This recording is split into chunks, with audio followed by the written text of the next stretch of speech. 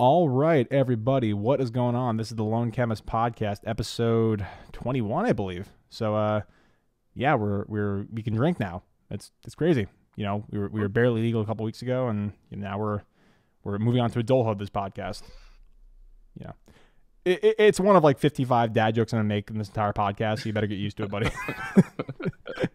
My name is Johnny. I'm the Lone Chemist, and I have another person who stole my name, which is very upsetting. I'm just kidding. I have Johnathon from a channel called Make Stuff. Actually, we just rebranded as the Better Chemist, so I'm gunning for you. Well, like maybe like the antonym for the Lone Chemist is like maybe the included chemist or like the happy chemist or some shit. The chemist with friends. Yeah. The camaraderie chemist maybe. Yeah, like I'm down for it. like so when I first made my channel, I called the Lonely Chemist, and like I'm a PhD student in chemistry, so like a lot of it is lonely. So I'm not saying that I'm like a depressed lonely man, but like I felt like that was a little bit too hard hitting, so I decided to change to Lone. And also I'm a big fan of the Lone Ranger, so Lone Ranger, Lone Chemist. So nice. I was gonna say Lonely Chemist sounds redundant to me as a fuck off.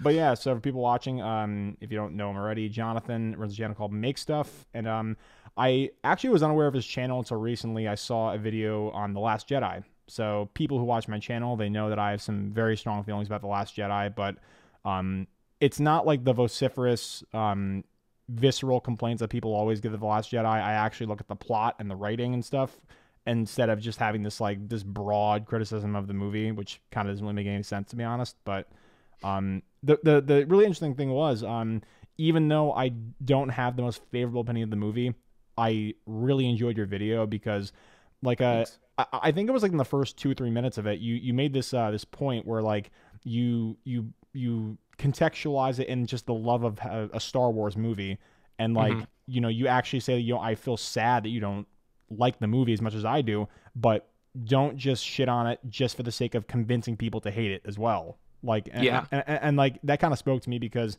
I feel like a lot of discourse related to film entertainment generally is just I don't know, it's always based on the fact that like you almost like want confirmation bias where you want people to just agree with you because you want your opinion validated, which I think is just so fucked because film is by its nature a subjective medium. So I really like that.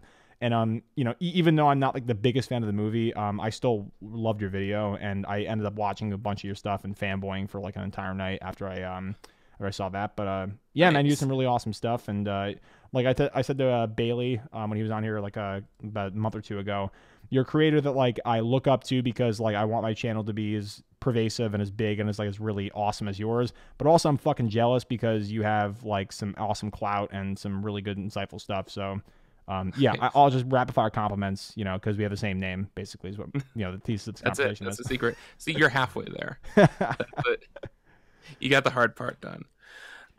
Yeah, thanks. Yeah, it is, with a lot of my videos, it is very much a matter of, like, me trying to disguise some sort of ethical or societal thing that I want to talk about, in like the guise of talking about film or TV or music videos or whatever, which it's actually sort of more to keep me sane because like I want to talk about these things, but also I don't want to do like a fucking I was a philosophy major for 4 years, and it's just like that makes so much sense of the style of your videos then. Yeah, no, I'm serious, and like I'm a chemist, but like chemistry by its very nature is somewhat existential. So like I've always been I've always really dug philosophy, and like I've always said that like if I wasn't gonna do film or science related stuff, I would probably do something in like the deep humanities, like existential philosophy. So that makes a lot of sense. Yeah, that's awesome, dude. But go on. Sorry, I completely cut you off. No, that's the one thing that like being a philosophy major for so long made me realize is how much it sucks to read philosophical papers, and like the things that always stuck with me so much more and were always so much more effective, not just to me but with any audience, is something with a story and something with some kind of point to connect to. I mean, like like the people who are good at philosophy are the ones who can come up with, the best analogies and the best what was it that Plato did? But Allegories. Yeah. allegories, yeah. And it's something that, like, that's the thing that makes people wide stream actually listen to it Yeah, and for sure. understand it better. And so, but yeah, and then also it's just like with Star Wars, I was like, I really want to talk about just how toxic so much online interaction is, and also I don't want to spend, because I spend like a month on each video or whatever. It's like I don't want to spend a month just talking about that, so I'm gonna introduce something that I love into it that will bring other people who love that thing into it and give them this sort of like into this conversation. So yeah, so a lot of my videos are pretty much summarized by like, okay, I'm going to talk about some kind of, or at least I try to talk about like some kind of wider technique, which is something I love about your videos a lot too. I feel like your Tarantino video is like this weird, like perfect like sibling to my This Is America video. Yeah, dude. Where Yeah, I actually like. I wasn't into the Tarantino video, but like, I really fucking dug that video, man. Like, thanks. yeah, but please go on. Sorry. Yeah, no, because both of them are like, it's very much about that the term you use was conflicting tones, and Yeah. I pretty much just replaced that with juxtaposition, and it's just like uh again, it was just like, okay, I want to talk about like this cool phenomenon of like putting these two things together that don't belong together and create this whole other experience. And so I think that that's where like there's a lot of overlap between the stuff we do, where it's just like I it's applying that sort of theme or subject of the video to other films. I think that that's a big problem with a lot of video essays or criticism, is saying like, okay, we're just going to look at this individual thing and ignore how it might apply to any other film or how to expand upon that. Oh yeah. And just focus, like laser focus on the context of this film. And that doesn't feel like worthwhile criticism to me, because it's like, okay, well, the film's already made. They're not going to go reshoot the film because of your criticism.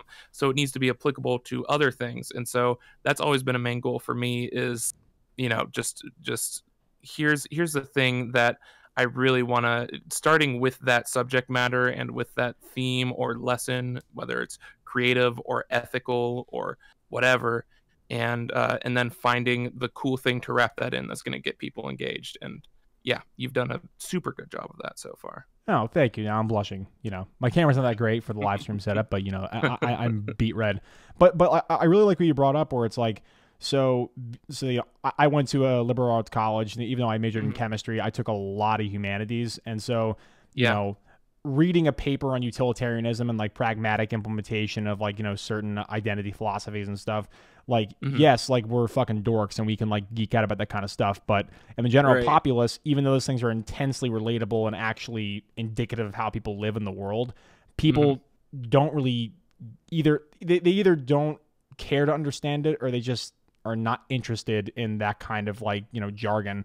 And so like a perfect example of that is Thanos. Like in my video essay, like I talk about the fact that his motives are justified because he basically is almost a utilitarian, where like he looks at the best possible outcome for that specific situation. And even though it's a monstrous act, you can actually dissect the philosophy of someone like Thanos pretty easily, because it's the application of a really, really widely used philosophical trope.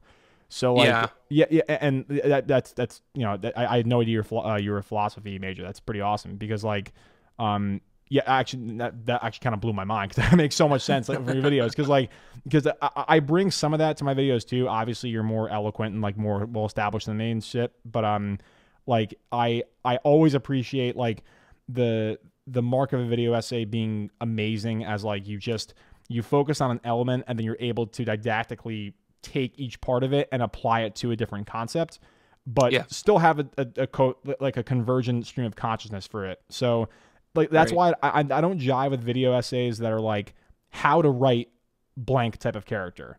And like Yeah. that comes off as like it's not even like it's like mealy mouth. It's almost like it comes off as like it's so like a declarative, because you're saying this is the only way you can actually have this thing be written in this specific way, and Yeah. like it just comes off as like really petty almost, if that makes any sense. Yeah. And yeah, and like what I want to do with my channel, like, and I have a bunch, like I told you for the podcast, I have a bunch of fucking video essays that I just haven't finished yet, but they all come from the fact that like I look at a technique, or like I look at like a certain Right. mantra of a movie, and then I explore that as deeply and as coherently as I can. I don't make like some kind of bland statement like, how to edit to make comedy or some shit. Like, Yeah. like that makes you seem like you're trying to be overly declarative in your language.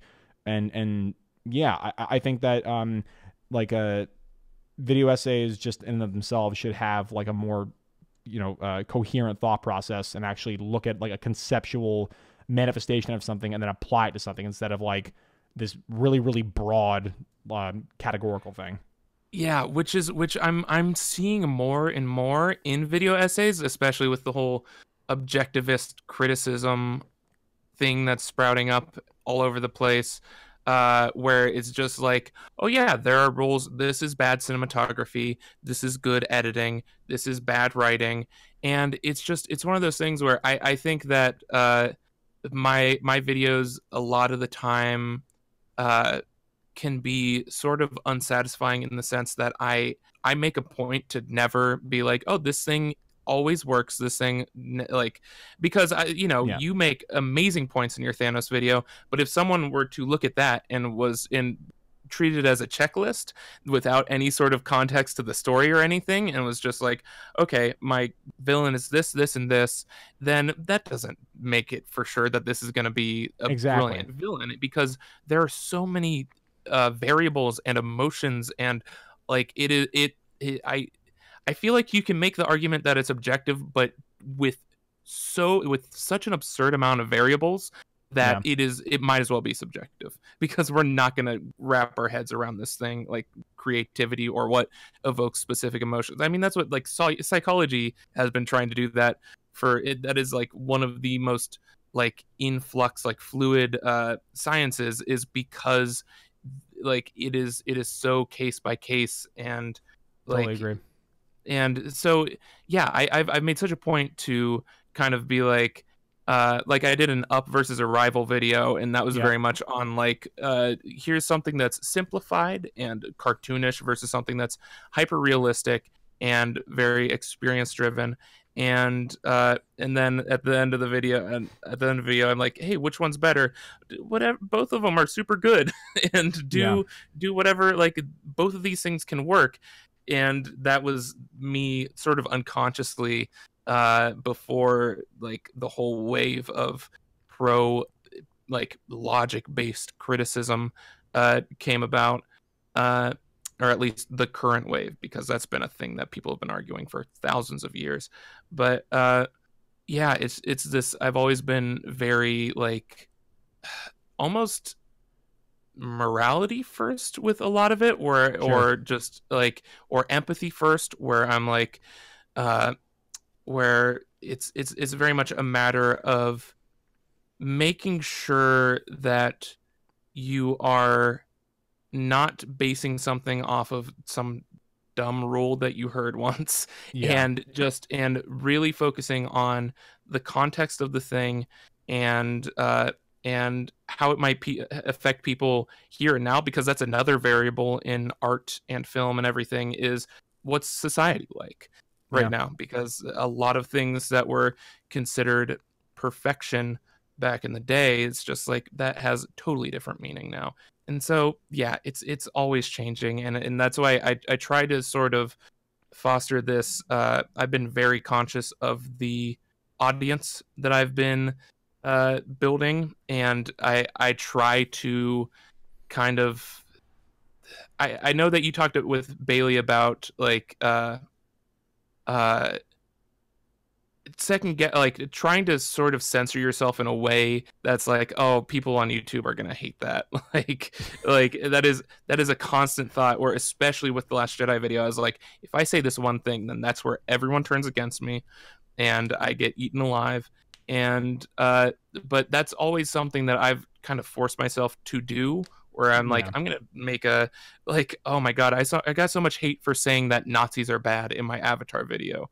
I say twice that I mention Last Jedi, and then I say twice that Nazis are bad people, and I got so many comments that are just like, oh, well, why don't you mention communists as bad people? Or like, oh, if you, like, you're a hypocrite if you don't empathize with Nazis. That is my biggest fucking trigger, dude, where it's like, oh my god, I hate that shit. Where it's like, just because like you're not talking about a certain thing does not mean that thing is not bad. Like right. all they're doing is just fucking whataboutism. Like they're just doing a fucking they're distracting from like, oh, well, you can't call Nazis bad because you have to call out that's almost like that whole, like, the shit that parents pull, where it's just like there are kids in Africa that are going without meals right now, and you're whining about a thing, where it's just like, that's not a valid response to a thing, because it's like, there are also other people in the world that are happier than me, so I should never be happy about anything. Like, it is this fucking bizarre, backwards, like, it's a conversation ender, like an attempted conversation ender, where it's just like, I'm gonna ignore any points you're making and just be like, oh, well, there's this other thing, so you're a hypocrite or whatever. It's so stupid, because like, and this, you know, circles back to like, you know, just general film critique, like, so I may take issue with a couple of your points you brought up earlier, because like, you know, while I don't think that like there's an objective guide for good cinematography, something like The Room, like, you can look at that and say, okay, the thing is framed really, really poorly. You can't even see the actors in a lot of the shots. So like, I wouldn't say it's objectively bad, but what I would say is like, it's not compelling in terms of like, you know, a cinematography medium, at least in my opinion. But like, well, no, and I agree with you, but I think there's also, I think that there should be, because it ultimately, I mean, that's the thing that I learned immediately with philosophy, is 99% of the time it just comes down to definitions and an agreed upon term. And so I think the problem is with good and bad, where, look at The Room, like, you ask my wife, like, because the thing you always hear is, oh, so if it's all subjective, then The Room is just as good as the guy.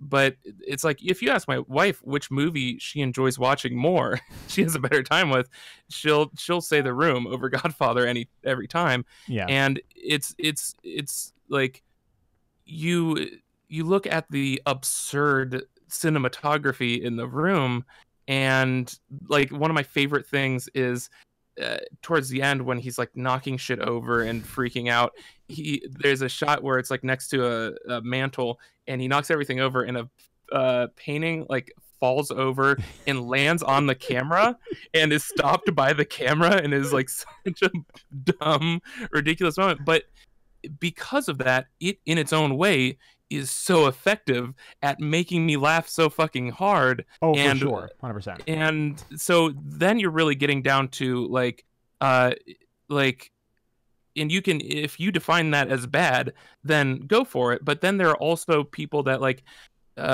intentionally do that type of thing to evoke a specific emotion. And that's where I have trouble. Like, you look at something that oh man, there's I think a Mel Brooks movie that there's a part where it's like zooming in, High Anxiety, where it's zooming in on this, doing this like classic Hitchcock slow dolly in on this window, and then the camera hits the window and breaks the window, and then like awkwardly backs away, and like all the actors look at the window because the camera just broke it, where it's just like, that to me is fucking brilliant. And like, to have to call that bad. And trust me, I wasn't saying that like The Room is objectively a bad film, or like, right. But what I'm trying to say is like,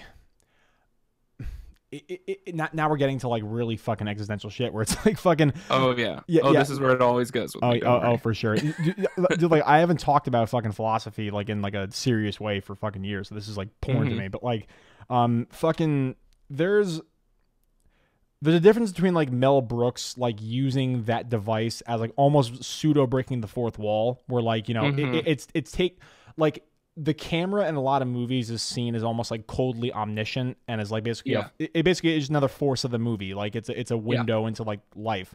But having something like Mel Brooks doing that, like that's him acknowledging that it's all fabricated reality, which I think is really fucking clever because like even though they're paying homage to something that's like a huge cinematic trope, they undercut it with that joke because like it's like, oh shit, like they just broke a window.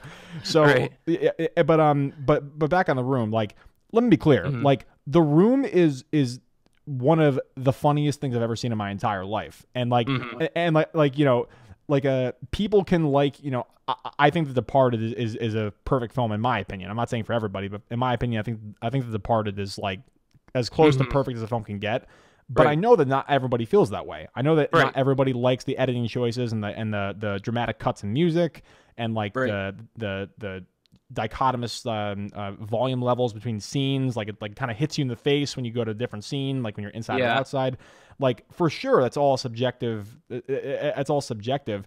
But like it's I'm trying to think of how to word this. It's like there's cinematography that I feel like is more academic or maybe competent. I know that sounds like more pretentious to say it like that, but like you know, for example, like if you compare something like Blade Runner 2049, for example, like you know that Roger Deakins spent hours thinking about how he was going to fucking frame every single shot. And when you have something that's accidentally brilliant, like The Room, where like, you know, the camera is its own thing and it doesn't really mean to be because they didn't know what the fuck they were doing and it's crashing into stuff, and like Tommy Wiseau shoots himself in the mouth with like a blank gun. Those things are, you know, obviously accidental because they didn't know what the fuck they were doing, but it's also genius because it subverts an expectation and makes the audience laugh their asses off. So, like it's, you know, you bring up an interesting point where like, evaluating a movie as objectively good or objectively bad, I think is harmful for just analyzing movies these days. Which I don't know how people are going to get away from that because like especially with this whole thing with you know, critic culture where like, you know, people ride on the backs of a review to whether or not they're going to go see a movie, and they say like, oh yeah, the visuals are lackluster. Okay, well, what are you talking about? Like, do you have proficiency in that certain visual cue they use? Like, do you know the specific color grading they're using?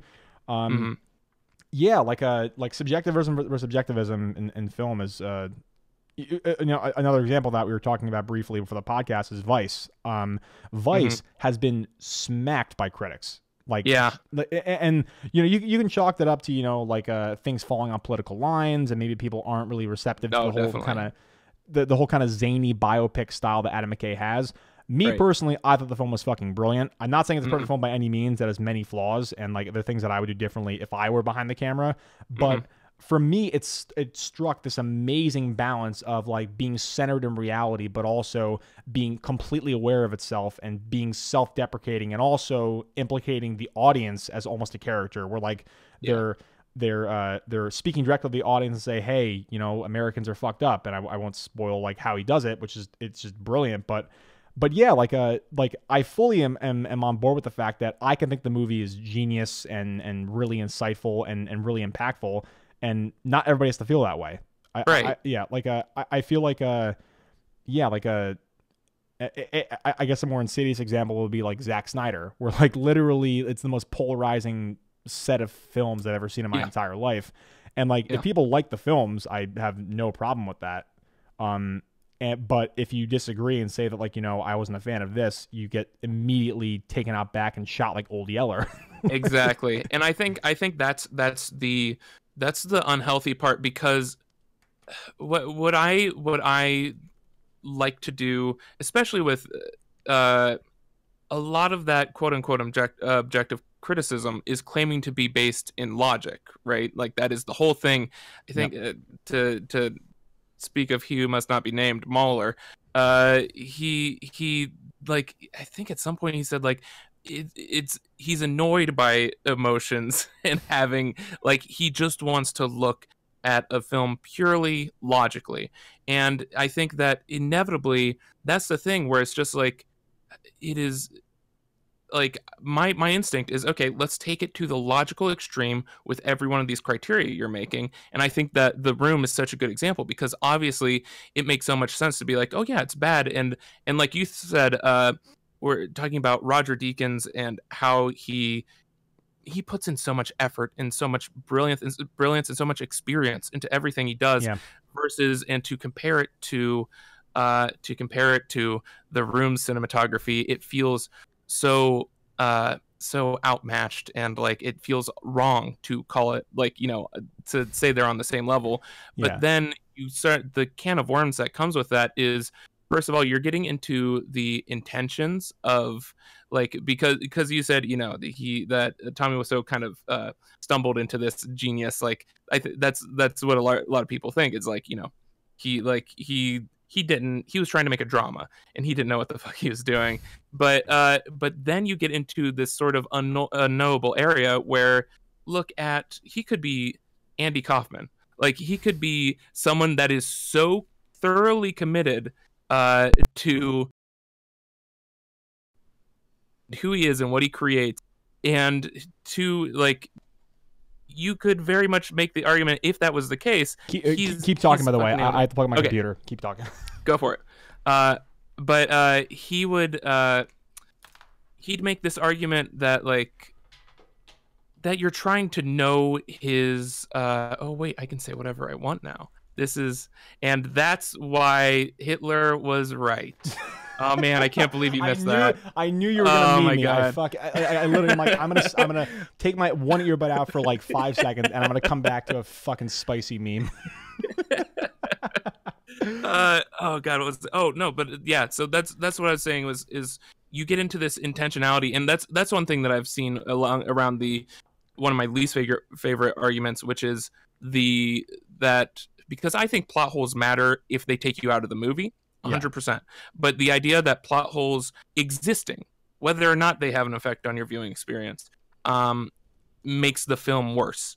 And I think that there's, again, you're getting into this whole intentions thing where if Tommy Wiseau, if we find out that Tommy Wiseau pulled Joaquin Phoenix and has been like, this has been orchestrated by him the whole time, do we still call that bad? And is that still like, or is he the greatest troll who's ever lived? Yeah, did he just top Mel Brooks in that brilliance of this being highly orchestrated? And then the other side of that coin is like, okay, if it's based off of intentions, then first a writer or a director could say, oh, all those things that how you read the film, that's what I intended. Like after you say those things, like, yeah, no, that's exactly what I intended. So does that mean they are 100% successful and they made the perfect film because it did the exact things that you interpreted from it? It was emotive in a way where it coincided with your actual reaction to seeing the film. Yeah. So it's like, you know, like it's almost like they're kind of like you know, Tom was so like from what I've read about like the inception of The Room, it's like it took many months before Tommy Wiseau actually, you know, said, oh yeah, it's supposed to be a comedy. Where right. Like people just call that disingenuous, but like I feel like at that point you kind of just surrender to the fact that, you know, you're kind of post hoc justifying what the film is supposed to be. Like exactly. Yeah. I think that's and then also you get into the problem of like, because you're in that situation, you're giving so much power to the author of whatever you're reviewing, to where you're basing it so much on intention that if someone were to ask you, hey, do you think your videos are perfect? Like, I know you're very self-deprecating, and so you would say like, oh no, there's this problem, and everyone who's ever created anything can look at the thing and point out, oh, there's this flaw, there's this thing wrong, there's this thing wrong. And most people who create things don't even want to look at the thing they created a year ago because they think it's garbage. So then does that mean if we're basing it so much on intentions, like they clearly did not achieve the thing they were intending to achieve, that's because true. it's pretty much unachievable. So again, you get into this whole you'll notice that the underlying theme here is if you take these things to the logical extreme, it is so messy and there's so many variables that like it's hard to call anything objectively good. And one more point on that whole the Roger Deakins versus Tommy Wiseau thing.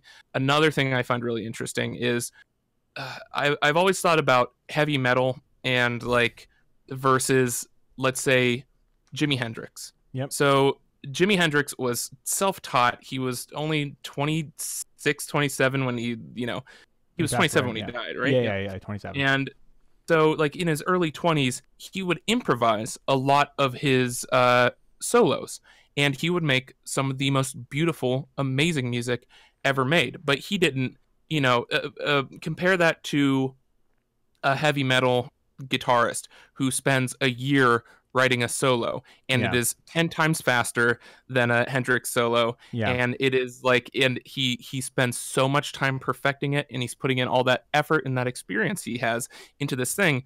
But the odds are it's not going to be as good as that solo, because there's always this like that's not the end of the criteria for what makes something good. And so like that's always felt to me with that argument with plot holes of like, well, we're really saying that we're giving more credit to the people who put in the time to make a foolproof story versus the people who kind of half-assed it and didn't make sure everything logically lined up. Like, Hendrix might have misplayed a few notes, and he might have, and like I said, like he didn't have the years and years of experience. He didn't have necessarily the absurd amount of discipline that metal player might have, and it wasn't as efficient, like it wasn't as technically perfect or intricate or anything like that. Yeah, exactly. And it might not have taken as much, like he might not need the speed to do it and stuff like that. So like on paper, you should be able to say like, oh yeah, that heavy metal musician, that's the better guitarist and that's the better solo. But like then you listen to him and it's like I there has to be something else there that we're not factoring in beyond that. And I mean, and there's it's that whole argument of like, oh, compare the Mona Lisa to a drawing that a 7-year-old did, and obviously the Mona Lisa is going to be better. But it's like, I haven't seen that 7-year-old's drawing in the same way that like I can't discount Jimi Hendrix for being the less experienced one, and he's still going to come up with something better. Where it is such a can of worms, and it's so complicated. No, for sure, and like also it kind of reminds me of a different example. So one of my favorite, actually probably my favorite band of all time, is Circa Survive. You ever heard of them by any chance? Yeah. So I've seen them live 11 times. 11 wow. times. Nice. Yeah, I'm wearing a Circa Survive shirt right now too. Nice. Yeah, signed by Anthony Green. No big deal. But anyway, so like, so Anthony Green is known in the alt rock and the experimental scene as one of the best vocalists who's ever graced the scene with his voice. And like, if you hear him on the record, he sounds incredible. As he's aged, he's gotten a little more raspy with his voice because he's a countertenor. I don't know how much you know about like music theory and stuff. A countertenor, not to the point of countertenor now. So a countertenor and anti-tenor basically is like, it's a tenor on steroids. It's a massive range of a male voice, and like it's like this wailing, whining, and like super ethereal way of singing. And so if you hear him on the record, he sounds like a bird. Like he sounds beautiful. And even though you may disagree with his tone or placement of his vowels and stuff, you can tell that he's a very skilled singer. If you see that same person live, I like that it's not perfect, right? Because like he's dancing around, he's being boisterous, he's not adhering to the melody as if you were just to play the song in public or whatever. And so and now let's contrast that with looking at a live performance that's clearly flawed and clearly you lose some of the intricacies to, I guess, emotional manifestations. But then compare it to someone like Ariana Grande. Like she's a person who I'm in that level of music, but I can tell I'm classically trained. I took voice lessons for almost 10 years. Like, she's somebody who doesn't use autotune, and she sounds pitch perfect on the record. So is it just the intricacies that are laid bare and that are hit perfectly in every single performance, or does your emotional connection to what the person is emoting actually make a difference for how you perceive it? Because like, if you ask a perfectly objective person, Ariana Grande should be the better singer and should be the more engaging singer to see live. But if you ask anybody who's I mean, it's kind of a weird intersection of Ariana Grande versus Circa Survive, but if you ask somebody who's a fan of both of those things, I'm guarantee you'll probably say that Anthony Green gave a more satisfying performance, even though there are those imperfections that. And so like if you view like, and this kind of goes back to your point, if you view something that's meant to be subjective in an objective manner, there's just it just feels like it's disingenuous because it's taking out an entire part of the equation that relies on subjective opinion and the way you feel about a performance, for lack of a better word. Yeah, exactly. And I think that it's just this basic misinterpretation of what art is for. Yeah, because I think art is to evoke emotions at the end of the day. Like that's what you can make, like, and that's what I was talking about with like philosophy writing, where it's just like if you look at it as art, then it's generally shitty art, because it's like I tried to read a paragraph of something David Hume wrote, and it's just using all these, like, I have to memorize all of these definitions and terms that he's invented in the first 10 chapters, and I'm spending an hour reading this one paragraph, and I'm just like, what the fuck are you saying here? And he might be making the greatest point ever made, but it's just like, in terms of that point registering with me and me internalizing it and it accomplishing, because at the end of the day, it's him trying to not just make this point, but convince you of this point.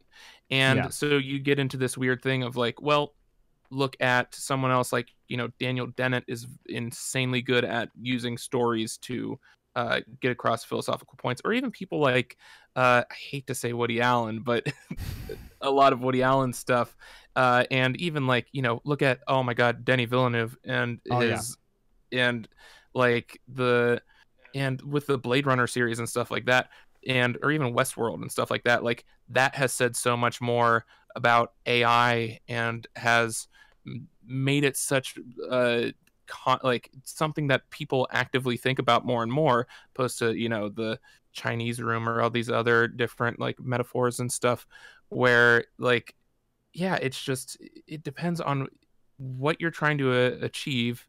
And I feel like so much of that always comes down to emotions. And it just, even from a logical standpoint, even if you're trying to be logical and objectivist, you cannot deny that emotions will play a massive, massive role in changing anything. And like, I'm sure a lot about climate change, and I fucking would love everyone to be objective about that. But like, the really shitty truth is that if something's going to change, we have to engage people on an emotional level. And it's because so much of it has been screaming at people like, no, you dumb idiots, the world's ending. and please change what you're doing. Like, on that level, like, if we explain the science of that, the people that need to change aren't going to change from that alone. And so I think that's such an issue with again, the whole objective. It's ironic because as a philosopher, I fucking love objectivity. I love quote unquote truth, or the closest you can get to it. But you have to be so naive to think that emotions aren't going to play a massive role in anything you try to accomplish within a society of emotional people. So for sure. I will disagree a little bit. So like, the climate change argument you bring up, of course, like, people use that as a means of being subjective. People.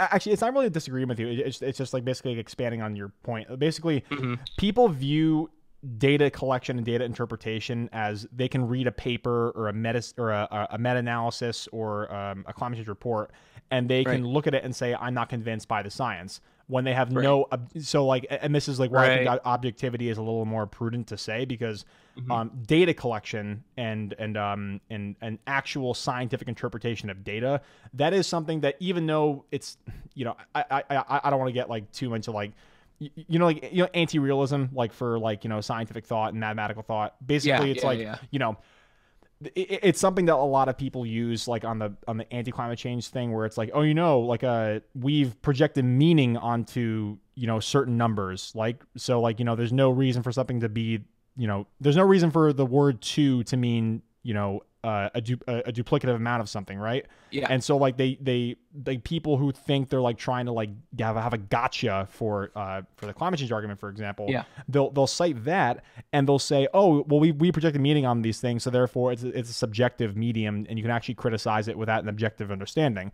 But like that's kind of a fucked way to view the world, because if if you're viewing that as, if you're viewing everything as anti-realist, which, I mean, you kind of have to at a certain point, just to be pragmatic, because like there's no reason why bricks are called bricks. Like we've imparted meaning onto those objects, and we've actually defined those things as they are.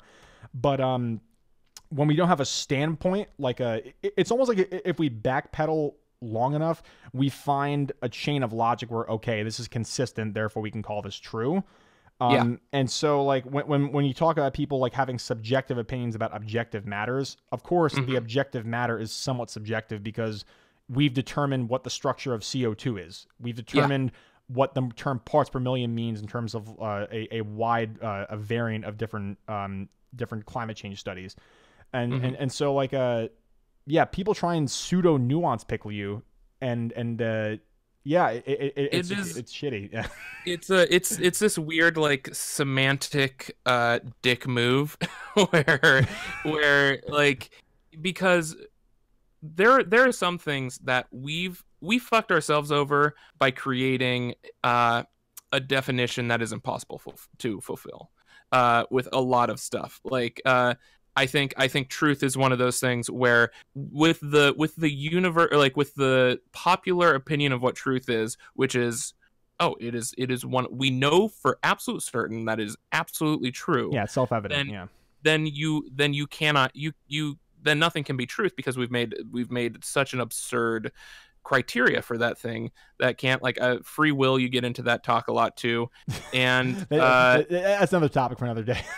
Yeah, please. And but that's the thing that I liked about Hume a lot was, and he pissed off both theists and scientists with his whole like, well, just because the sun's risen every day, we can't say, by that bizarre definition of truth, we can't say that the sun's going to rise again tomorrow, because it is based just upon previous observations.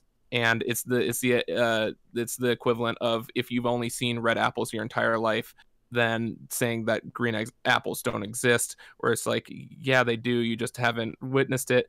And it is more to display this idea of like, lower your definition of truth to something that is actually practical, instead of like, like you said, where it's just like, because people are really abusing that bullshit definition that so many people believe but cannot possibly exist, to use that as a way to disprove literally everything they disagree with. And that's one of those things with going back to that whole objectivist criticism thing. One, I noticed that the best argument against it, and the way to trap someone every time, is just be like, okay, what's an objectively good film?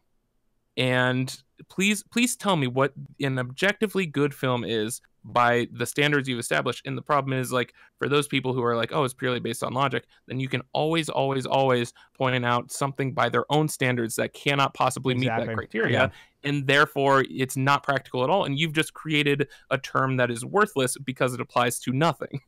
And so exactly. And not only that, but like, if you're saying objectively good, right? So like, like, think about objectively good. That means that, if we're going to boil down the definition to something that's like observable in reality, objectively good means that everybody who views it and has a brain cell should probably enjoy it, right? They should have a like a more or less synonymous reaction to it. Now, for example, like, there are people that think The Godfather 2 is a perfect film, and I can name you an equal amount of people that think it's shit. right? Yeah, So it's yeah. those like that nuance, it's like they think they're arriving at some kind of greater meaning of the word truth when literally they're just talking out of their asses and they don't know what the fuck they're talking about. Yeah, and they're using it as a way to say like, I don't care what your argument is anymore because I've said that my thing's objectively true, so whatever you say that disagrees with that is automatically wrong, and we Yeah. don't have to talk anymore. And it is so toxic for criticism and so worthless and so unpragmatic. Is that a word? I don't know. But I get what you're saying, but yeah, yeah, yeah, man, this has been, it's been blowing my mind. Like, goddamn, I haven't talked philosophy in fucking years. Yeah, man, this whole God, it's been pervasive by a lot of people in new media, especially where like they use this it's almost like a rat hole. They view throwing the word there's no objective truth just to fucking weasel out of an argument without actually addressing the merits of the argument they're actually it's worse than straw manning at a certain point. It's they're not even like trying to engage in an argument where they're trying to argue against a misrepresentation of the idea they're arguing against. They're just saying it doesn't apply to it because I've already decided this thing is objectively true, which is just so shitty because weird panic button that you can hit on any conversation and then never be wrong. Yeah, exactly.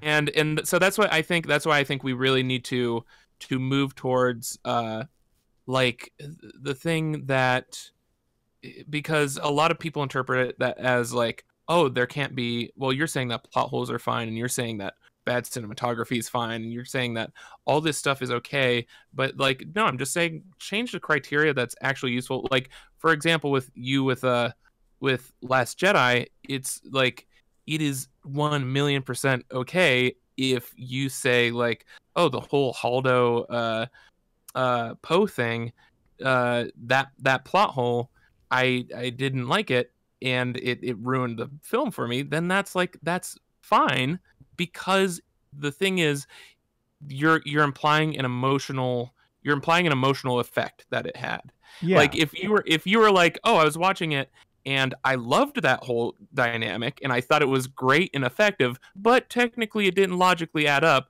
then you would be making a nonsense argument that would technically be more objective. But the fact that you're saying like, oh, this thing took me out of the film and didn't work for me, then you're making an actual productive, subjective argument and criticism of the film that should be discussed and thought about and applied to other things of like, why in this specific situation does this thing not work? Especially when you get like plot holes that totally work. Look at I mean, like the classic one is Jurassic Park when the T-Rex comes out of the paddock and attacks them, and then the paddock is suddenly a cliff, and it's just like, yeah, that they just changed the fucking landscape for that, and it makes no sense, but you are so engrossed in it, and that cliff moment is so fucking good and exactly. and suspenseful that it's just like, I can't imagine any of these people being like, oh yeah, well that objectively makes no sense. And I would love it. Like the whole scene was great, but after I thought about it, it made no sense. So now I didn't enjoy that scene. Like that's nonsense. Yeah, for sure. Yeah, and there's also like actually let's talk about the Lost Jedi a little bit, because like we'll move off of the metaphysical and the philosophical stuff, and we'll talk about an actual film. Which by the way, that was 50 minutes of fucking eargasm porn. I fucking love that shit. We'll do this again sometime for sure. But like the Last Jedi, like it's not like I would even say they're plot holes.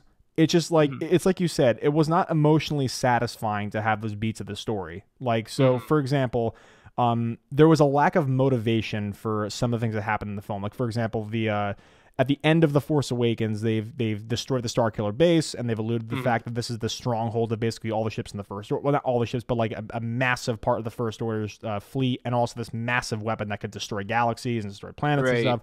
And so when you have the film taking place obviously a couple months after the Force Awakens happens, and then there's no reference to the fact that presumably all their ships got destroyed.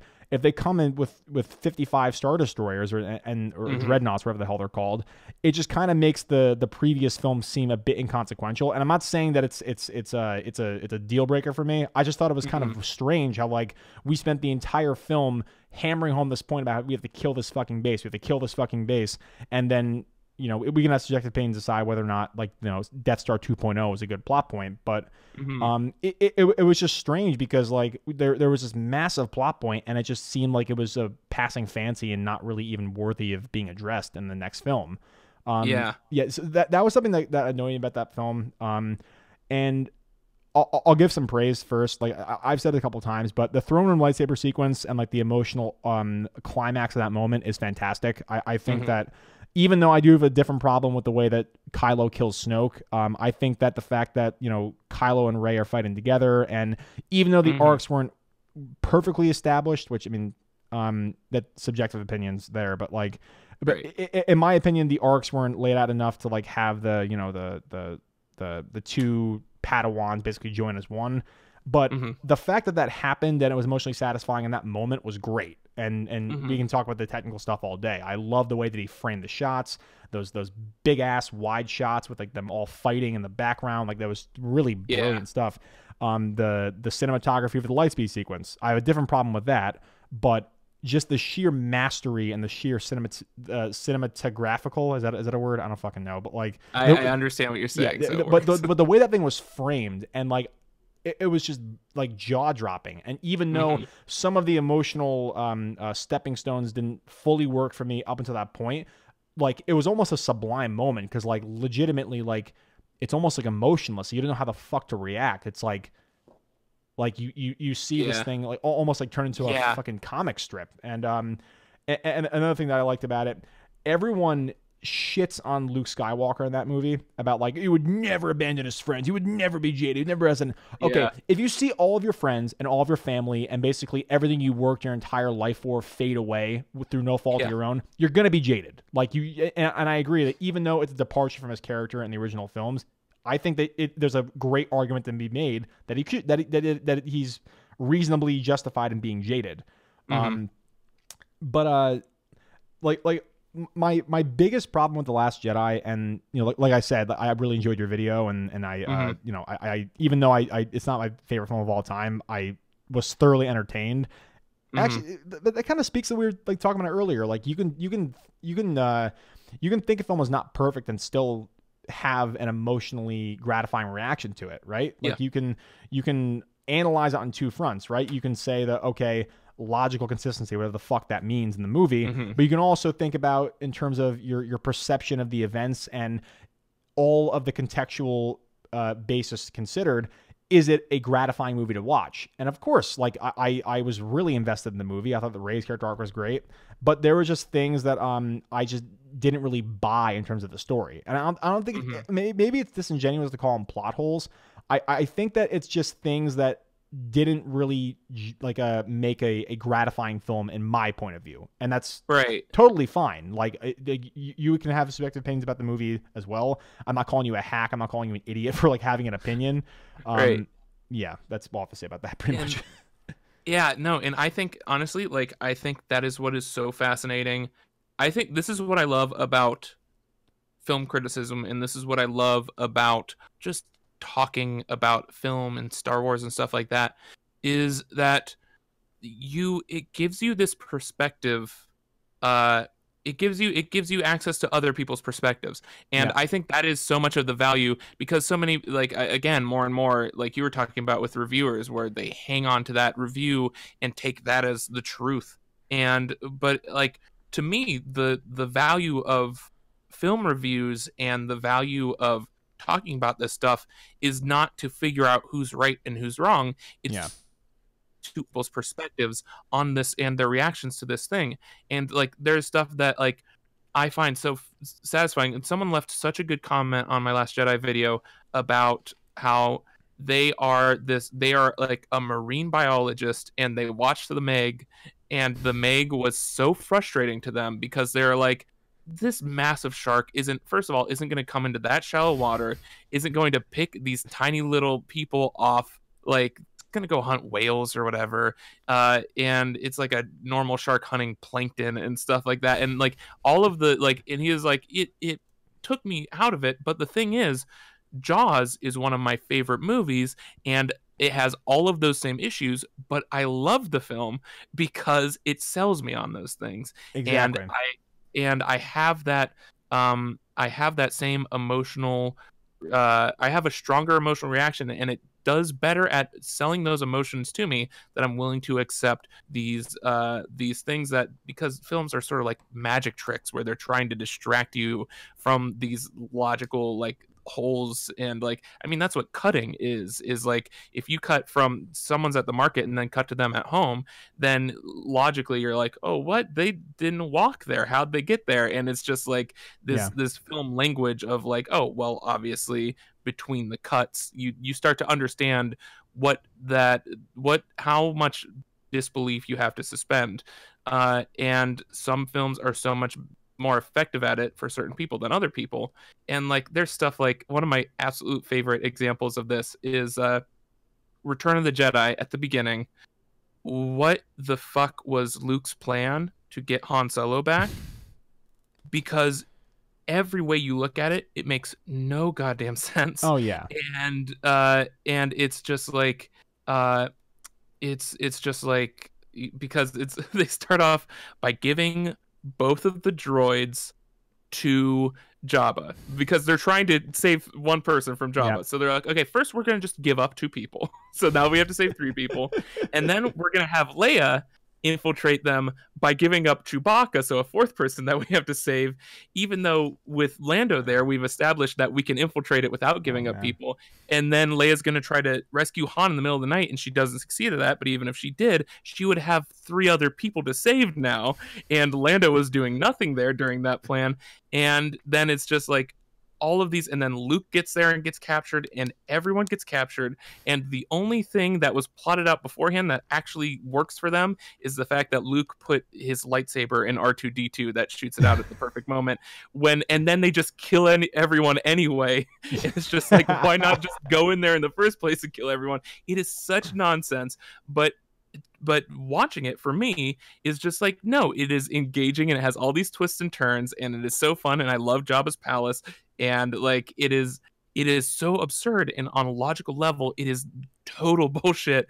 And now, and like, so if I was watching that and I was like, oh yeah, this is fun, I'm not really thinking about it, I accept all the things because it's sold me on them so well, then when someone else comes to me and is like, I could not get into it because this plan made no fucking sense, then my reaction to that should be, that makes a ton of sense that you bring that up, and I understand why you did not like this thing.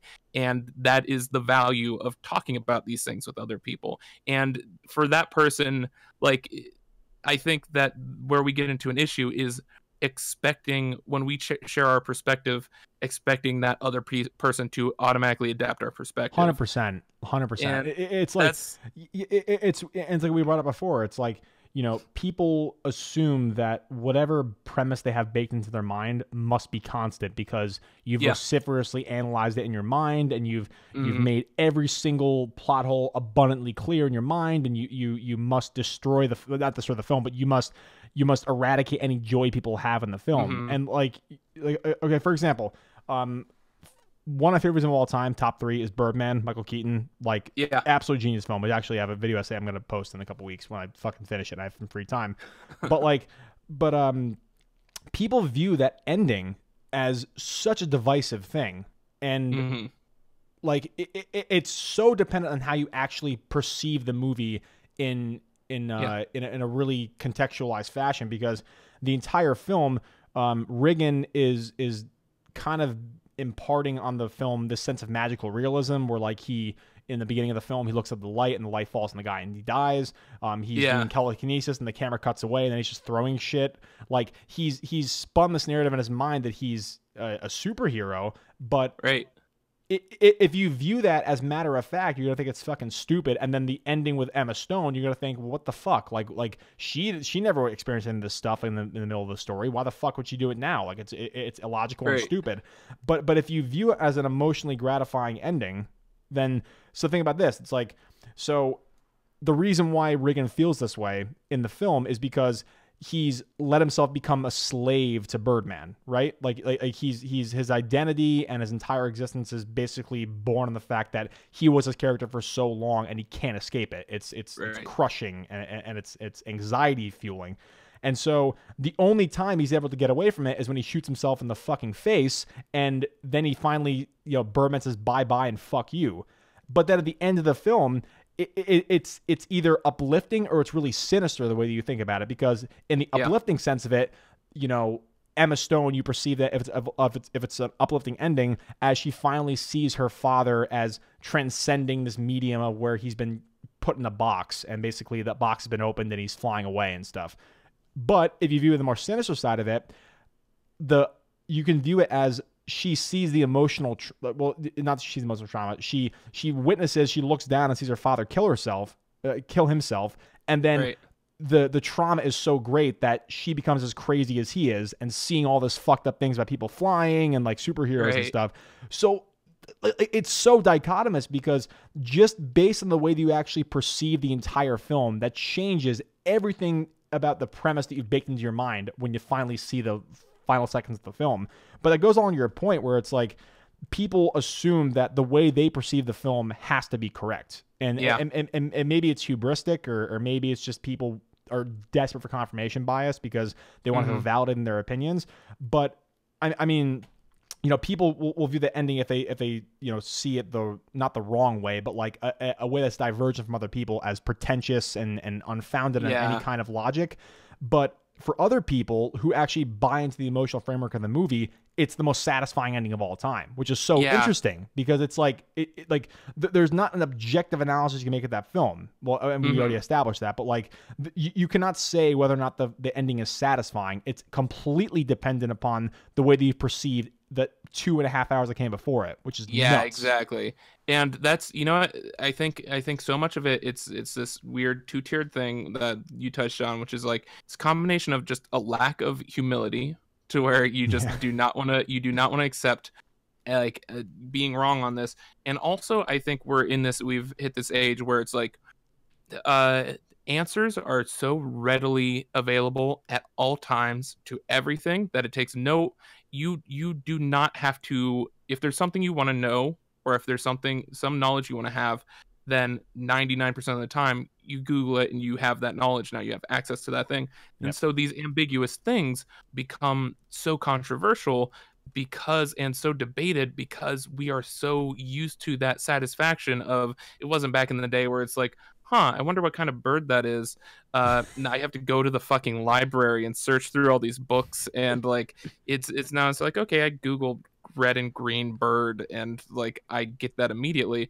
And the thing that created that humility for me so quickly was I used to be the biggest asshole about toilet paper and the whole argument of which way toilet paper should face on the roll. And for years, what was your conclusion though? My position was the toilet paper needs to go face the front, where you can, like, I had this whole argument down where I was like, okay, there's no conceivable way that anyone is like that I'm wrong about this, because if the toilet paper is facing the front, then you can tear the perforation easier, and it doesn't, like, if it's in the back, you have to like pull it down and like grab at it and tear it, where you can do it with one hand in the front, and it's easier to reach, and you risk de-applying the toilet paper in case you get not the actual two-sided sheet, exactly. God damn, that's woke, dude. and so I was like, oh my god, this is I finally ended the argument about there's no way that you shouldn't have the toilet paper facing the front. I am 100% confident of this, and I would shit on everyone who, if I went to a friend's apartment and they had the toilet paper the other way, I'd be like, what the fuck is wrong with you, you dumb idiot?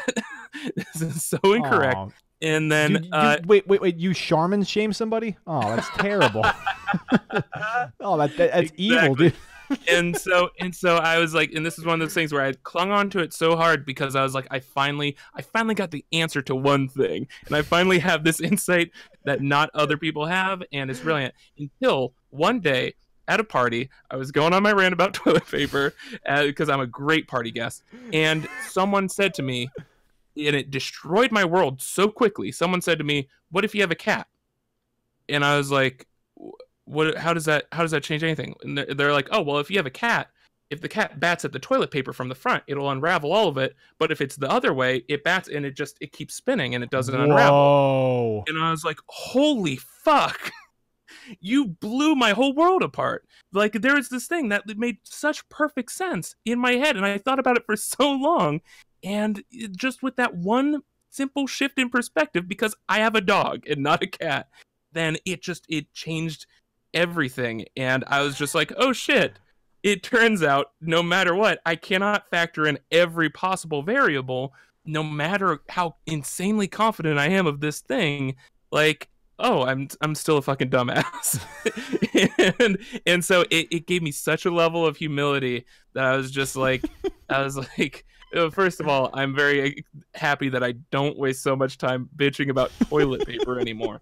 But it was just like, yeah, this thing that I was so confident of that there was no way I could be misinterpreting it is like, oh yeah, no, you're stupid because there's one thing you didn't factor in that you would never factor in.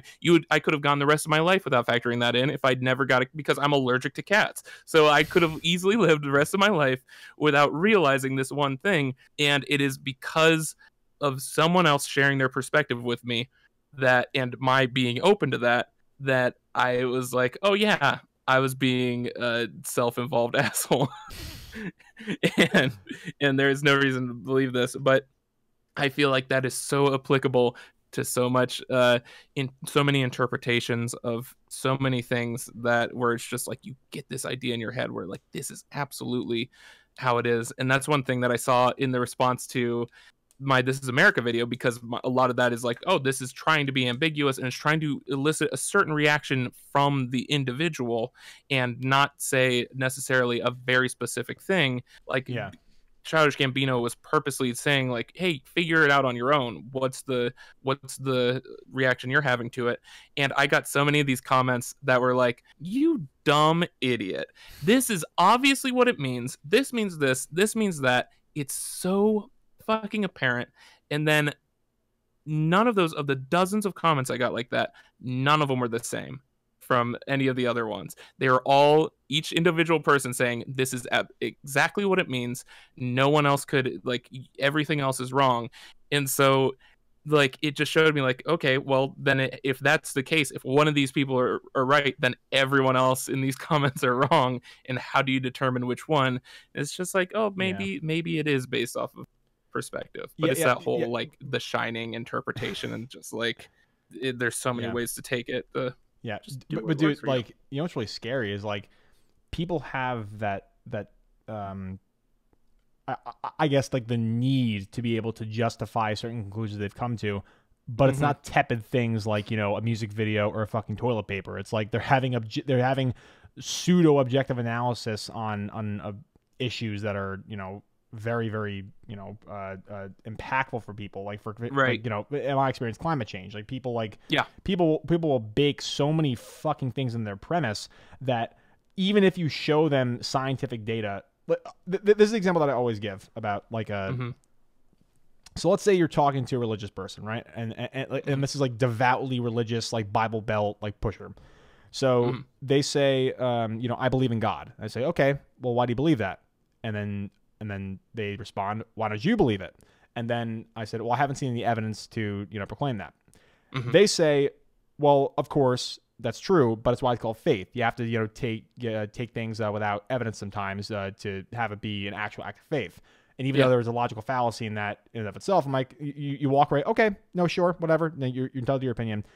Then you next week you're the same person, and let's say in my example, like I show them data about climate change. I show them the actual studies where you know, I study basically, without boring you too much. I basically I study what happens when organic vapors, so carbon-based vapors, are emitted in the atmosphere and they interact with like sulfur, nitrogen, and other kind of anthropogenic pollutants. So I'll show that same person molecular level evidence that compounds are made in the atmosphere as a result of human pollution, and they say, oh no, I don't believe that. And they said, well, you said before that you need evidence to substantiate things that aren't based on faith. But then they say, no, I hear that. I just choose to believe something different. And yeah, you like that's such a fucked way to view the world, where it's like anyone else's evidence for any other kind of claim is extraneous and meaningless to you, which is like you need to be able to digest other people's perspectives, but you also need to be able to not be afraid of being proven wrong or be afraid of a objective analysis of the data, right? Right. And fuck, I don't even want to talk about the arguments I've gotten for climate change. It triggers the ever-living fuck out of me. It really does. It really is that, like, my least favorite thing here in the fucking world is, well, it is just a theory. It's just like everything is a theory. But this is my big fucking problem. It is a theory. You're absolutely right. People do not understand what the word theory actually means. Yep. A theory is a very well tested hypothesis, and the emphasis on well tested. Well tested doesn't mean, okay, you run the exact same experiment 2,000 times and 199 whatever fucking times it is, like except for one, you get the same result. That's not what a theory is. A theory basically means you have a supposition, like originally, which is like people always argue that, oh yeah, well the original supposition was subjective, but if the original subjective supposition was proved correct, and not just by the person who made the supposition or the hypothesis in the first place, by multiple fields of study. Like climatologists had this mantra where basically human influenced global warming, anthropogenic global warming, was caused mainly by humans by emission of greenhouse gases, and since pre-industrial times, CO2 levels have raised by I forget the numbers. I should know this. I'm a fucking hack, I guess. But like I think it's 200 parts per billion, and that's like the farthest or the fastest incline of part per billion rise of CO2 levels in the atmosphere since like Paleolithic era. So when you when you factor all those things in, like you can't just. I don't even know. It's like it's almost fruitless to fucking argue against it, because like they're not even interested in what you actually have to say about the subject. Like all they're doing is just like they have a premise break into their own mind, and instead of looking at premises and then combining them together, have conclusions, they have a conclusion and then they use that conclusion to post hoc rationalize what they've already concluded. So it's self-evident. So like it can't be proven wrong, which is just so fucked, because like how are we supposed to have conversations with people? yeah and it is such a, that's one of those things where it's like, it is so, the way it has been weaponized is so shitty, because it fucks everything up. Because part of me just wants to be like, okay, let's base it off of the people that we have deemed experts, and the vast majority of them saying it, and then also just the fact that, hey, this is potentially humanity ending. Like, so maybe we, even if you're kind of on the fence about it, it kind of makes more sense to just prevent the thing, right? And dude, don't want people to die. Yeah, dude, I don't know if he's on my podcast. I had Anton from A Skeptical Human on last week. Great guest. He does like really good arguments and debunking like pseudoscience and shitty arguments. Right. The argument that I posed, basically I was saying to him, people that typically deny climate change, again, for the audience, I'm not saying that conservatives are all bad people, but typically it falls very hard on party lines, where conservatives are the ones who vociferously don't believe in climate change. Yeah. But it's strange, because if take that a step further, if you were a conservative, the mantra of your ideology is to make everything as compact and as non-changing and as immovable as possible once you achieve some kind of standpoint of stability, right? But what is a bigger factor to conserve other than the planet that you live on? Because regardless of what you think about business regulation, with the role of big government versus small government, really anything, like the fact that you don't want to conserve the very bedrock on which all your premises are laid bare. Yeah. It's really stunning. It's because interesting when you don't want to conserve Florida. I really have trouble, and it's one of those things that clearly the logic is there and people are just ignoring it, like you said, because like my father-in-law is conservative, and he like, I've heard him talk shit about like, oh well, it's dumb that they put on these regulations. Like it's so expensive for us to do clean energy, and we're not going to change anything. But then when you talk to him about immigration, and he's like, oh, if I gave you a bowl of Skittles and I told you one of them was poison, then you wouldn't chance eating any of those Skittles, would you? And it's just that is the stupidest argument I've ever heard in my life. It is, and my reaction is always like, well, if all those Skittles are actually human beings that need shelter and have feelings and stuff, then you know what, I'm willing to risk one of the poison ones. But like, it is, oh my God. That gives me but then it's using the exact opposite reasoning there, where it's just like, well, why would you risk the thing if it is true? And it's just like, but we shouldn't, like, we don't even know it's true, so we shouldn't risk it. So at the end of the day, I think it ultimately just comes down to selfishness and whether or not you sincerely care about other human beings. And because I know for a fact, I saw this amazing Twitter thread the other day that was just breaking down the logic of a rich person who has in their incentive to deny climate change. And it's just like, well, that, you know what, that's a predictable market. You go put all your factories in a place that's going to be unaffected by it.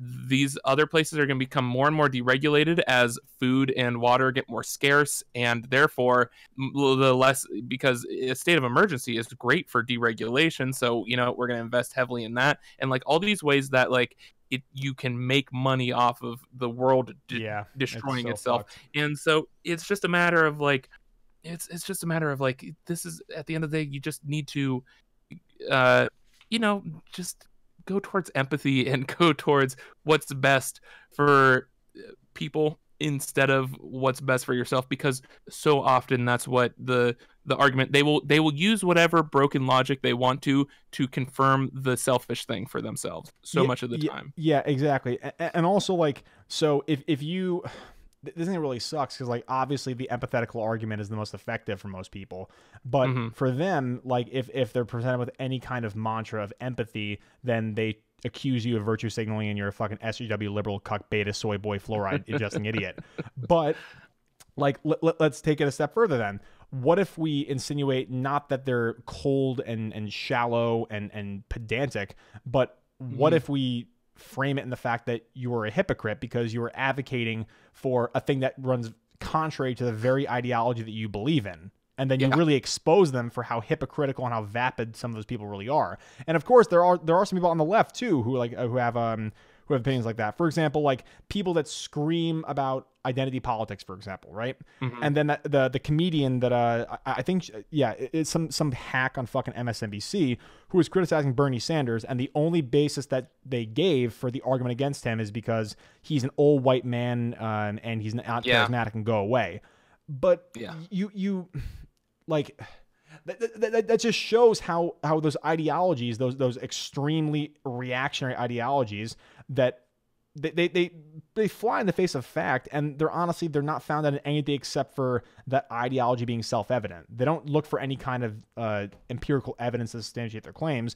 All they do is they have a premise and they want to back it up in any way they see fit, and then they will change the way they perceive data or their commentary just to confirm their own bias, which sucks because, like, it's not like these are like tepid problems that are going to manifest years and years and years from now. Things like the toxic nature of identity politics, for example, like, you know, shitting on a guy because he's old, white, and Jewish.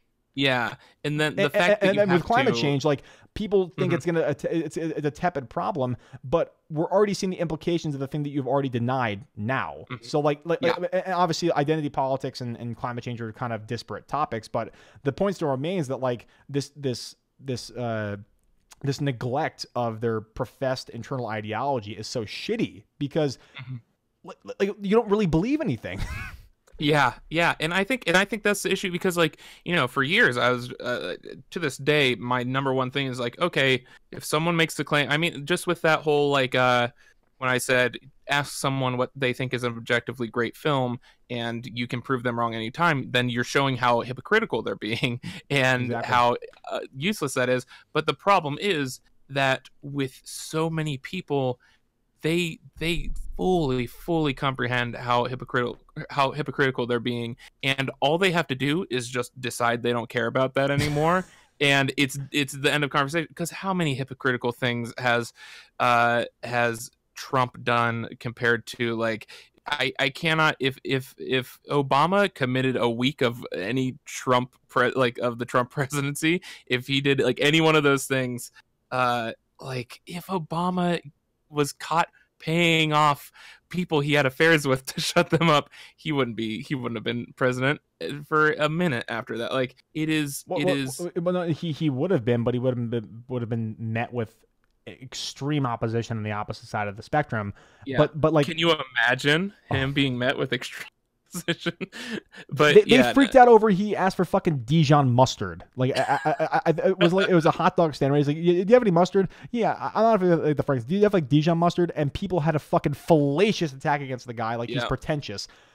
What's more pretentious, asking for Dijon mustard or saying, "quote I am a stable genius"? Yeah. No, I mean even with I retweeted someone I think yesterday pointing out like how people are freaking out because Malia is their photos surfaced of her drinking at the age of 20 and how scandalous that is, and then like Brett Kavanaugh loving beer at 17 and sexually assaulting women. Totally fine. Like that's the thing is people sincerely don't care about being hypocrites anymore as long as they are in power. And so that is like they'll ignore whatever they have to ignore as long as they get what they want. And it is I don't know how you deal with that. And it's one of those things where it's just like, well, that's another reason on the list for why humans are kind of fucked at this point. And it's something that I really like. I try to, with my channel, instill as much empathy and consideration as humanly possible.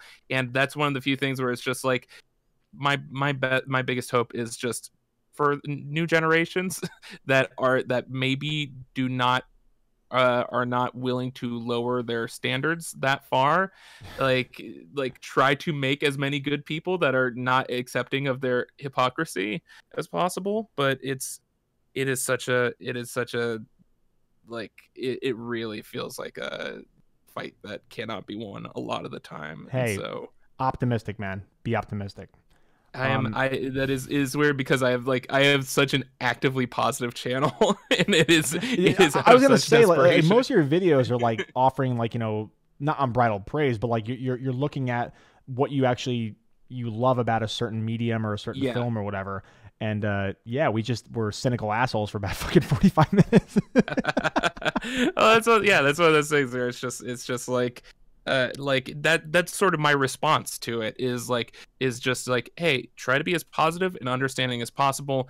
And like honestly that's my approach right now. And I've made the one exception to Nazis, as much as everyone criticizes me of like, oh, you're so empathetic until it comes to Nazis. And it's just like those are the people that prey on people being empathetic, and that's how they rise to power. So I'm not going to give them the chance to do that. Oh, dude, I'm fully on board with those memes, right? Where it's like, there's this whole this theory of like it's not a theory. It's basically like it's a rule where like you should not tolerate the intolerable, because like basically you should be tolerant of absolutely everything in society, free speech, different points of opinion, but the only thing you should be vociferously on a basal level, not talking about political ideology, the only thing as like tabula rasa you should be opposed to is intolerance. Because let's say like someone is elected to power and they're like, so what? Like he's a fucking, neo-Nazi fucking whatever, like any kind of terrible ideology. It's fine. Like he's freedom of speech. It's his own opinion, whatever. Yep. But think about it. Like those people, if they're elected to power because of a difference toward their ideology, the tolerant people will not be able to take back the government or like any kind of governing force, because who will take over? The intolerant people would take over, and then they will use that system to hijack freedom of speech engines in order to pursue their own narratives. And I don't know how we're gonna fix that. It's a systemic problem that it's. And that's the phrase that I've clung to so thoroughly, and that has been like such a guiding light for me, is just I tolerate everyone that is not intolerant. Yeah, exactly. And just because it's like we have a history That's one thing that people take for granted a lot, is the fact that we saw Nazis rise to power and saw how they did it, and we can look back at all the people who are like, yeah, well, they don't have that much power yet, and we don't know for sure if they're going to do the things that we think they might do, so let's put off doing anything about it until it's way too late to do something about it. Yeah, I have a cancerous mass, but it's like, not malignant yet, and it's a really small thing on my back, but it's like, it's not really like anything I really need to worry about right now. It's like localized on my shoulder blade, but it's like you're not near my vital organs. It's the same fucking thing. It's like, Yeah. okay, like sure, let's say a fucking tarantula is in your house and you have a big house, right? Like, okay, you got a big house for sure, but doesn't change the fact that problem, even though it's small at the moment, is still a problem. Like, you have to actually address the problem instead of just saying, oh, it's lesser in terms of severity than the good people, so therefore I think it just be allowed to fester and exist without any kind of challenge. That's ridiculous on its face. Like, you like, just because of the size of a problem, you can't just be blind to it. Like, it's really ridiculous, because like, imagine the society we would live in if that was like a common trope for people. Like, like, so what? A guy's beating his wife over there. I'm sure there's probably two sides of that story. So what? There's a guy who's a race realist that thinks that, black people should be exported and, back to Africa. Well, it's fine. Like, whatever. It's his own opinion. Like we can't not compartmentalize problems just because of the perceived severity, because and oftentimes, like we've seen with a lot of people on the internet sphere, those alt-right ideologies, even though they seem like a small amount of people, they're slowly having more and more people come to their side because they're presented in a very favorable light by the media. They're having an unbridled praise on the the poll threads and the Reddit threads and stuff, where people are like, just trying to like grandstand against politically correct culture, but they're really just being indoctrinated into like a really shitty set of ideas. I don't know what we're going to do about that. Yeah, it's one of those things where I think a lot of it is a response to that weird, because we're finally fixing a lot of really shitty things in terms of society and what's acceptable, and I think that, like you mentioned with the Bernie Sanders and stuff, I think that pendulum naturally swings way too far to the extreme. You get a lot of people saying, oh, men should be dead. And it's just like, that's not the correct way to interpret that information. You get stuff with like Bernie Sanders where it's like, I'm going to ignore the fact that he was literally arrested at like a race rally, like a non-aggressive protest and stuff like that in the 60s, to say like, oh, he's an old white guy. And like, there is such a, it's this weird thing where it's like the pendulum swinging the other way, and now it's creating all these sides of the two extremes instead of like it's pushing people in so many different directions. And like, I think that's one of the good things about cancel culture, which has a shit ton of problems already. Yeah, for sure. But the fact that the basis of that is like, oh, well, if we're so fed up with it's clearly not going to be made some kind of legal system or something where if you're a racist or you're an asshole, you're going to jail, but we've kind of compensated as a society of being like, well, if you're a racist and you're an asshole, then you don't get the benefits of us praising you anymore, and we're going to actively dislike you for being that kind of person. And so that's one of the things that kind of fills me with hope, which again, that has been so thoroughly abused, of like, like this person went to this church in like 1978 that also had this person who was a bad person, so I canceled them. You made jokes on Twitter 10 years ago and then apologized for them, and then we found out about them now, so it's like you did it yesterday and you're Satan. So on a broad sense, I agree with you, because like heinous acts should be met with admonishment. You should not really tolerate those things. But the only thing that scares me about cancel culture, and this will become one of the last things, I have to get back to lab, unfortunately, in a little bit. But one of the shitty things is like the weaponization of allegations is becoming more and more of a factor for people. Like, for example, like after Al Franken was accused of sexual assault and he resigned in the Senate, there were a lot of different threads going on Poll and Reddit and Facebook and Instagram and shit people on the right who were trying to get Bernie Sanders out of office because like his popularity rating is, what is it, 81%, most popular senator in America by a mile and a half. And so like they view this guy who's like the antithesis of what their leader is. And so there were threads where it's like, okay, we need 9 accusers to get him out of office. Like, who's going to do it? And so like, obviously it's anecdotal. And of course, like you have to be a fucking sociopath to fucking make up allegations of rape or sexual assault. Like, that's a pretty fucking demonic thing to do. Too. What's that again? They said they did the same thing with Mueller, where there is that whole attempt at trying to get him accused of sexual misconduct and stuff. And it's just, that's just so shitty because, like, you know, me as a person, like, you know, for example, I am fully on board with the fact that the Me Too movement, like, you know, should be able to accuse people without, I'm trying to think of the best way to put this. It's like they should be able to say again. Blacklisting. Well, yeah. Not only that, but like you should be able to accuse your perpetrator if you bear this cross for so many fucking years and it's ruined you.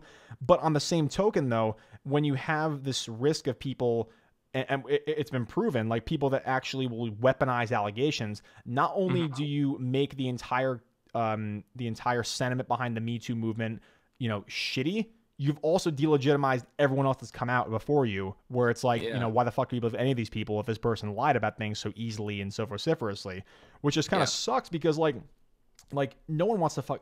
And I'll die on this hill. You and I are not advocates of rape. Speak for yourself, no. I almost killed myself on that hill. But... Yeah, but dude, no, you know what? I'm not huge on rape. You know, I was really on the fence of this one, but choice.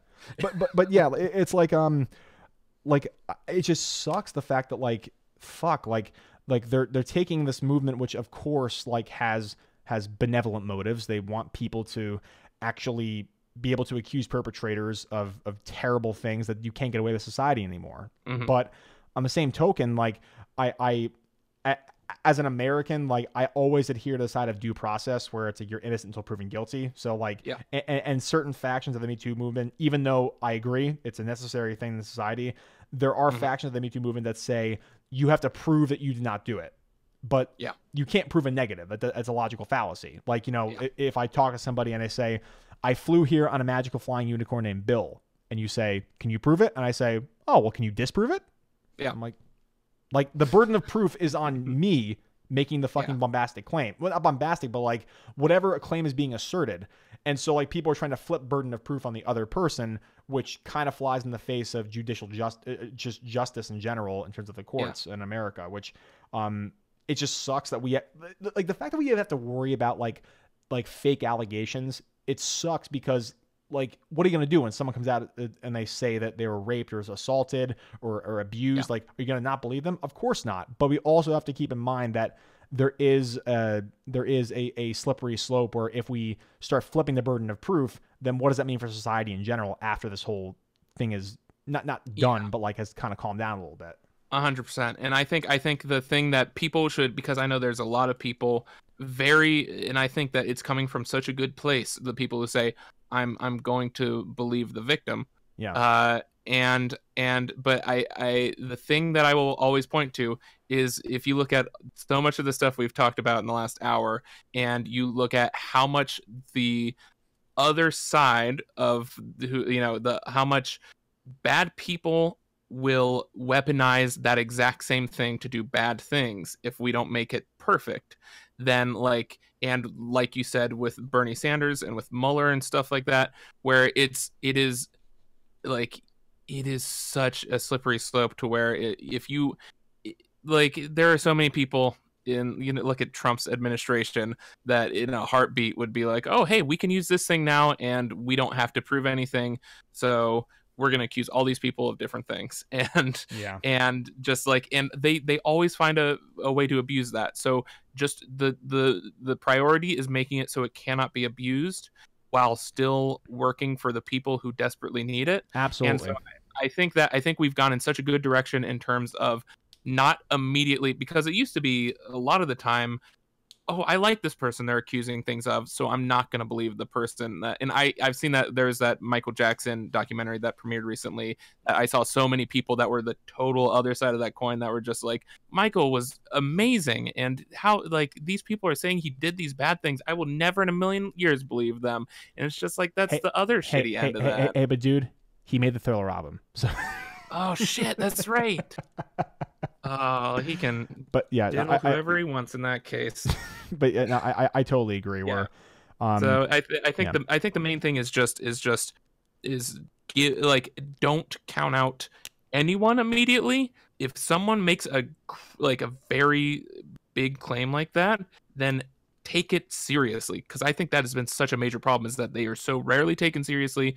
And even when they are, and they're like, I'm from, middle of nowhere Ohio, and the news every other day is, oh, this star football player was accused of rape and found guilty, so they have to do community service for a week or something, like some shit like that. And it's just like, please take these people seriously, give it the due process, and actually put in the effort to figure out what the fuck happened.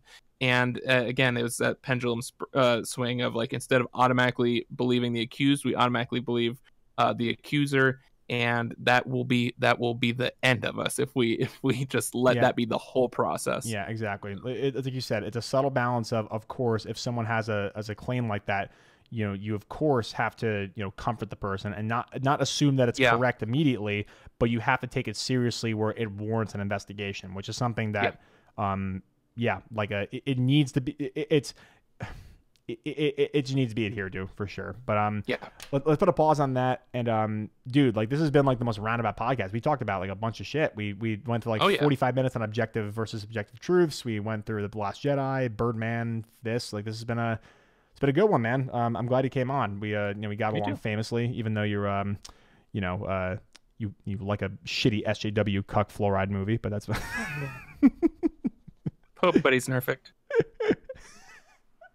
All right. Well, tell the people who are watching this where they can find you. Make stuff on YouTube. You might have to scroll down a bit for that. Turns out other people make stuff on YouTube. but yeah, I do video essays, also comics I've made in the past. That's all on the patreon.com/makestuffstudio. There's a lot of public stuff on there. And at Johnathon Oscar. Good luck spelling that. But yeah, on Twitter you can find me.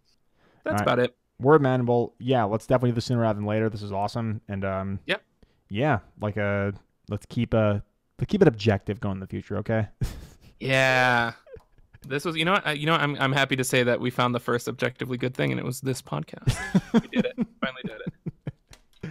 All right. Lone Chemist Podcast. This has objectively been episode 21. Peace the F out.